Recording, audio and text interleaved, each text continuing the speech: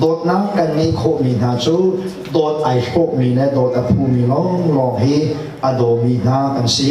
chu dot na phung chu kan ma ke pathian na kan dot na fian tar na kan man ton ve te ka ke chu kan nu man ya ka poti du kan ni lewa chun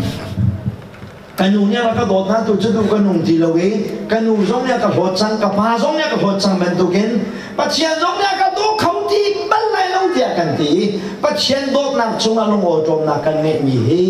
tu zana hin fian tar ka du e tu zani pathian ni velai ado tok hring han cha fa pa ngai chuna pe ka ti dot na kong ne fian kho na ha din cha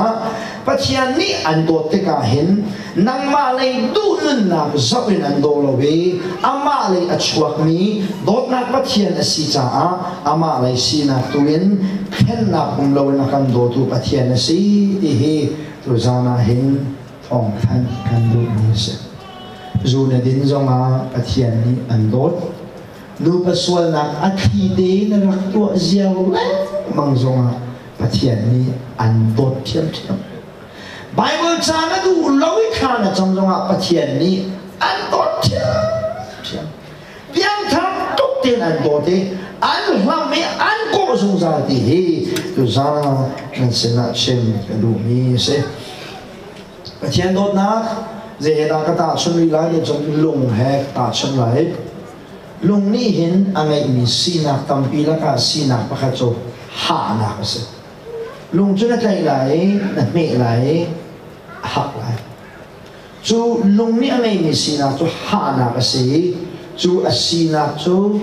a hau za pai mana ai khen lo lung pakhat ka lak lai nu mai nu za pai ya ka chia lai chu lung chu anem thai lai lo ka lak than lai zu tama pa kuta ka chia lai a me lai a hak thiam thiam lai ai khen lai lo ka lak than lai